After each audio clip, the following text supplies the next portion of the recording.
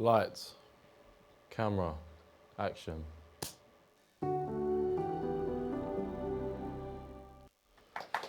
Good afternoon, everyone, and welcome to Clueless. I'm your host, Lucas Barden, and we have an amazing show lined up for you today. We have fresh debates all about art and identity, an electrifying hot seat round with a twist, and a thrilling new court case, all to come on today's show. Let's see about this court case, shall we? Order in my court, please. Now, today's crime appears to be a case of vandalism. Starting with Mr. Waters here, please prepare yourself to be questioned. Now, so where were you on the night of August 15th at 9:56 p.m? I was at the park next to the art gallery with some friends. And what were you doing there exactly? So I was playing some football, and one of my friends accidentally hit the ball a little bit too hard and went straight through the art gallery window. It happens. And after this, what did you do then? What happened then? Well, the alarm went off, so my friends quickly sent me in there to grab the ball before the police came. Interesting. Now, obviously, the owner of this amazing art piece, did you know them at all? Yeah, I did. You did? And what was the nature of this relationship between the two? Well, we were friends. Yeah, You were. So something happened? You fell out? Or you? we kind of fell out. Well, it's nothing serious. We just kind of grew apart, to be honest. Okay. And while you was in the art gallery, did you spot anything or hear anything suspicious at all? Not really. Well, sort of. I went in there, and the ball rolled into the main exhibit. And when I got there, the painting was all torn up. Already? Well, okay. Thank you, Mr. Waters. That's Awfully suspicious from Mr. Waters there, but it's unfair to make a proper judgment without the other suspect. Now, let's move on to our next segment, a compelling debate between two opposing sides, equally as knowledgeable as the other. Who will come out with a more convincing argument and who will plummet from the pressure? Let's meet our contestants. Over here on your left, we have Jack, professional installer from Iceland. And Micah Perry, an unemployed person from Gloucester. Now, it's finally time to see who will have the last word. Fellas, here is your question. If an art piece is ripped in half, should it be worth half the amount of money or double? Jack, starting with you. You have 30 seconds. What do you have to say? See, me personally, I think it should be worth more. Because broken paintings, they make you feel like you're a part of something. And not only that, us as people, we're constantly longing for belonging. And it makes us be part of a collective. So we can relate to someone else who owns a bit of that broken art piece, things like that, you know? And it also distributes the history of it. Multiple people can study it at the same time and figure out why this painting's so great and why it's so famous. And it also adds character and story. Because if you just see a painting, you'll go, oh, it's just a painting. If you see a painting that's ripped in half, you'll go, oh my God, I wonder what's happened to that ripped in half painting. That's it gets the thing, people talking, you know? I like that. Interesting take. Now, I'm sure there'll be many who agree. Micah, are you one of them? I strongly disagree. Why is that? Tell us. Something that has been broken should be genuinely worth less. It shouldn't have any value at all because it's not how the artist meant for the painting to be. You know, it doesn't make it historic or anything. It's just been destroyed and it shouldn't be worth anything. I understand that people might think that it's interesting, but at the end of the day, it's just broken. A table isn't worth more when there's a leg missing, so why should a painting be any different? Yeah, I like that. Now, both contestants have, stated their case. So, between you, you now have 2 minutes to try and dispel each other. Go. So first off, I just want to say I'm obviously right. I mean, that's not really a good enough point, especially Alright, when it comes to come the back, debate. All right, so you're saying that a painting being broken and you buying it means you're a part of something. Can you elaborate on that? Because it makes no sense. Because when you can relate to people who also have a part of that painting. And you can also talk about it, and it's kind of like a collectible at that point. So you're saying that people share around pieces of a painting Yeah. like a puzzle? Okay, right, listen to this. Banks's Girl with a Balloon art piece was sold at auction, and the moment it sold for 1 million. The painting shredding itself, and its value skyrocketed because of the history behind the price. and then it went on to sell for 18.5 million. What about that? Well, I believe that art should be sold to all classes, and you're claiming that. an art Okay, it piece- should be, but it's not going to be. The proof's in the pudding, mate. Okay, So it's a bad world we live in. okay. So rich people will do anything to attach Yeah. value to something. Yeah. They're bored. They have money. They're gonna spend 70 million on an art piece. But Okay. you, the average person who's passionate about art, isn't never doing that. I have 17 million. No, he doesn't. I have more than you're right. I have more We than can go 17 band for million. band right now, bro. Okay. So you mentioned Banksy's art piece Yeah. and how that made the value skyrocket. If you know of any other cases of this happening? You've got nothing. Not myself personally. See, and he claims But- to be passionate about Oh, art and actually, this yeah. topic. What about Just Stop Oil when they threw the orange paint over the painting? Did that make it more value? I never saw a single article about that. I saw the video though. Yeah, because they don't like to share these things with the general public. Yeah, See, exactly. insiders like me, I get to know. See, another classist thing where they gatekeep art for rich people. Are you one of them? Do you believe that art should be for all people or just the rich people? I think all people. But high fashion, The thing is, or your high point art, says, your then point yeah. says otherwise. Your point says Yeah, otherwise. well, Maybe it did, maybe it didn't. But time's up, would you look at that? Two very compelling arguments. And I definitely think very good on either side. But don't worry, we have more debates coming up. But first, it's time to see some more questioning from this court Now, case. Mr. Davey, please prepare yourself to be questioned. Same night, August 15th, same time, 9:56 p.m. What were you doing? Well, I was in the gallery looking at this art piece that had replaced my hard work.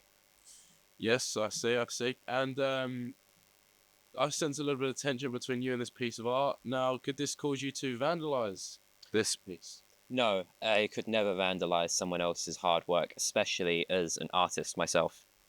I like to hear that. Okay, now, did you have any sort of connection with the victim? None whatsoever. I'd been told by a friend of mine that my masterpiece, quite frankly, had been replaced by this other work. So, no ulterior motives whatsoever. You just wanted to look at it and go home. Yes, Your Honor. Okay.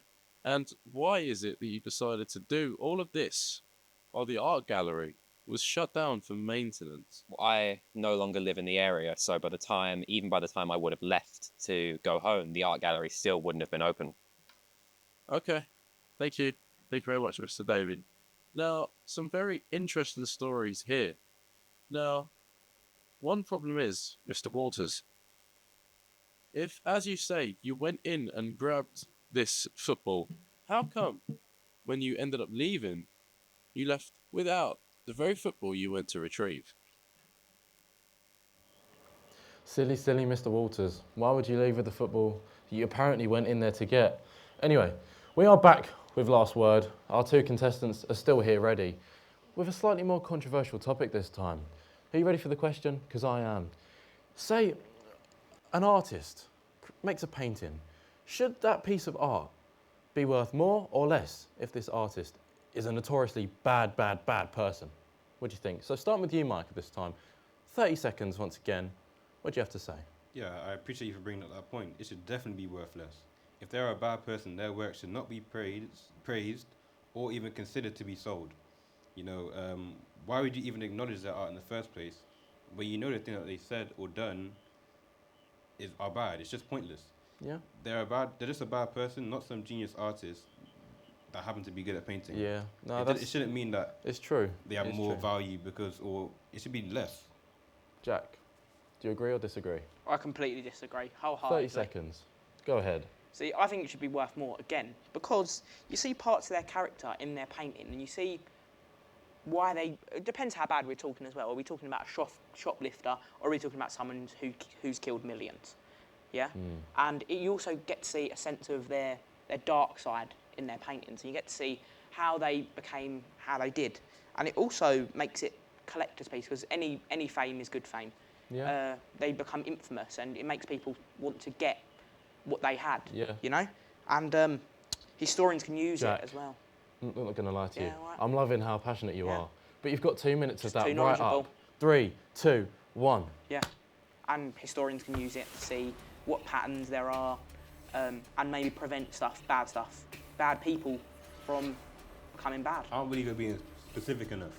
You're saying it's very broadly. You haven't seen any evidence of that being Okay. ever used in crime. Okay, what about this? John Wayne Gacy, the infamous serial killer from the 70s. He was an artist whose painting sold for $50. While he was imprisoned, when he was executed in 1994, his paintings sold for 10k each. See, this is just another example of rich people finding any reason to People attach only value to care anything. if you're famous, rich, or dead. I That's mean, a perfect again, example. that's not a good enough point because we're talking about art. We're talking about art being accessible, right? So we're attaching value to a painting because this guy killed a bunch of people. Yeah. If you were a serial killer, if someone killed your daughter, how would you feel if people were going out, buying their painting and putting it up in their house? That's disgusting. I would feel terrible, and I don't Exactly. necessarily agree with it. But what I'm saying is it is worth more. It's the way the world works. It's the way the cookie crumbles, okay? Well, the world isn't sunshine and rainbows. The thing is, for someone that is so The world is a passionate about terrible this point, place. for someone that's so passionate about this point, it is what it is. You don't even have a solid agreement. You don't even have a solid opinion about like for your point. Your opinion's on my side. No. You're saying, it is what it is. I know it is what it is, but it's wrong, right? Well, I'm not necessarily agreeing with it, but I'm also saying it's the way it is and it's the way it's going to continue to be. So you're almost on my side. No. That's what it sounds like. I still think it should be worth more because it adds a sense of character to the painting and kind of just, like I said, any fame's good fame, any publicity is good publicity. But again, are you buying this? Might do one day. I have enough money. You're broke. Okay. Sure. Will you have enough money, Jack? I have enough money right now. Oh, do you? We got Yeah. another band yesterday, bro. Yeah. Ah. He tapped out in the first. I showed him one band, and he just started Yeah, crying. all right, mate. Take your word for it. Now, unfortunately, that's all the time we have for this segment. Thank you, Jack. Thank you, Micah. We're going to take a short break now, but don't worry, we'll be back with a hot seat round with one special guest. See you, mate.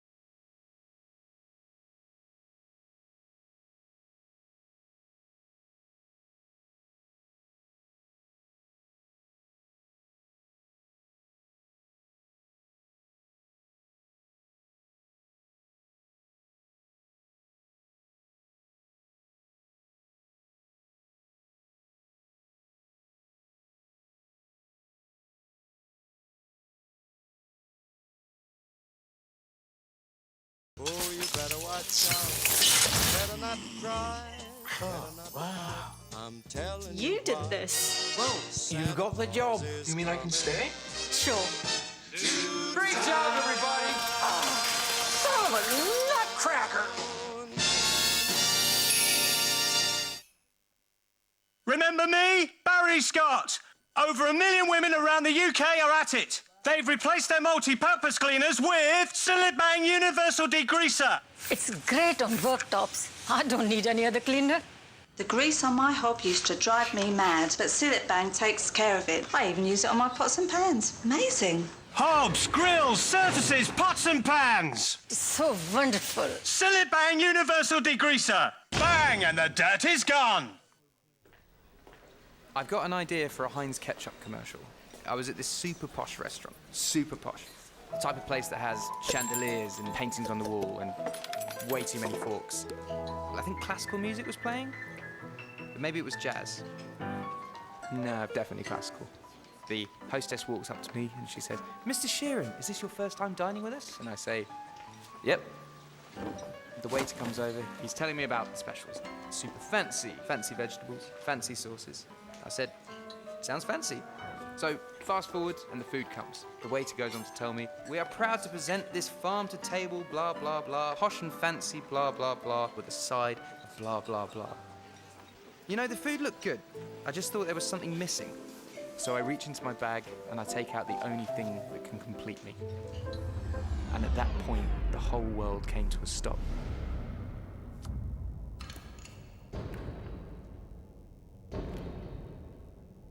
In the waiter was screaming through his eyes.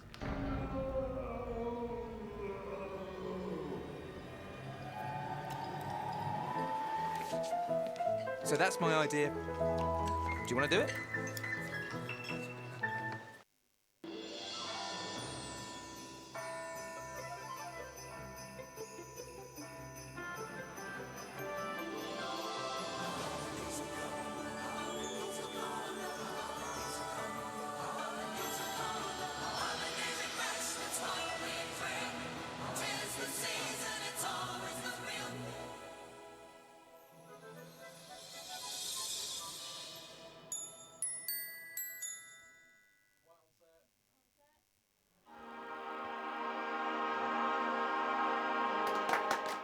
Ladies and gentlemen, welcome back to Clueless.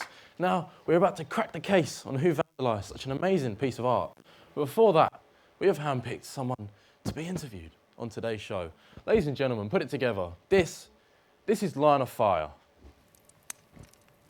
We can put it together.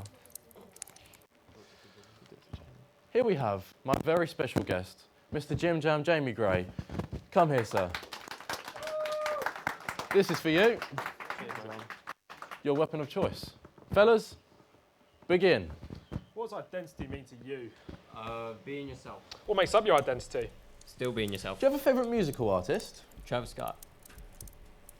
What's one word that describes you best? Being smart. Last movie you watched, Jamie? Ready Player One. What's the last time you joked to someone? Last night. Why was that? No comment, mate. What's something people would be surprised to know about you? Have you ever stolen something? Yes, a lot. If you're going to listen to one song for an entire year, what would it be? We still don't trust you. Yes. If you won the lottery, what would you spend it on? Cars. If you could change one moment in your life, what would it be and why? Seeing you. Jamie, real one, what are your hobbies, mate? Football. What are you passionate about? Football. Well, What's something you're proud of? Football. What are you scared of? You. Quick. You. Favourite holiday tradition, son? Going abroad. What movie, book or song best represents your identity? No Drama by Charlie Puth. Favourite Christmas film, mate? Polar Express. What's one way you express your identity? Fashion, for example. Belt. Right. How has the world around you shaped who you are today? How does your sense of style reflect your personality?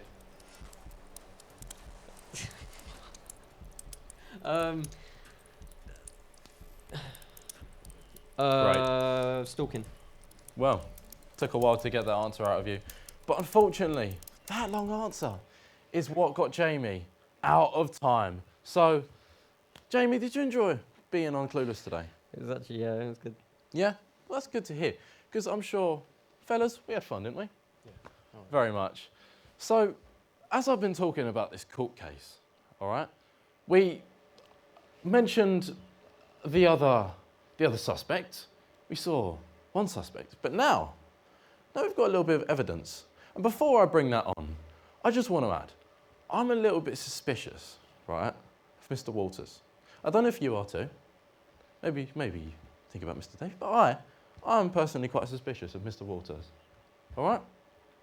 Because he went in to get this football and left without it, didn't he? Why would you do that? Silly. Absolutely silly. Good time. But one person who does know is a CCTV camera in the hallway of this art gallery. And in a moment, we're going to find out just who did this heinous crime. So, ladies and gentlemen, let's have it. Roll the clip. Let's see the CCTV footage from August 15th.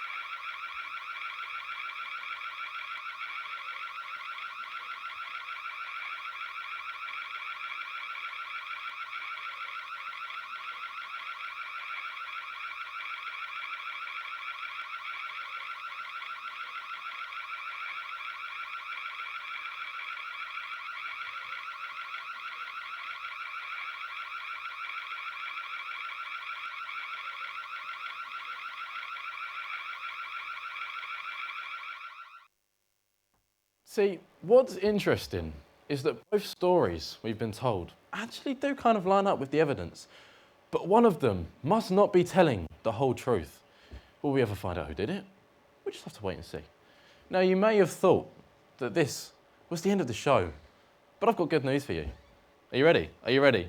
Are we ready? Pretty much, Jamie wasn't the only person in line of fire. We're going to handpick someone from the audience to come up and answer some more questions. So, Mr. Jack Shelley, bring someone up here, would you? Let's have a look. Oh.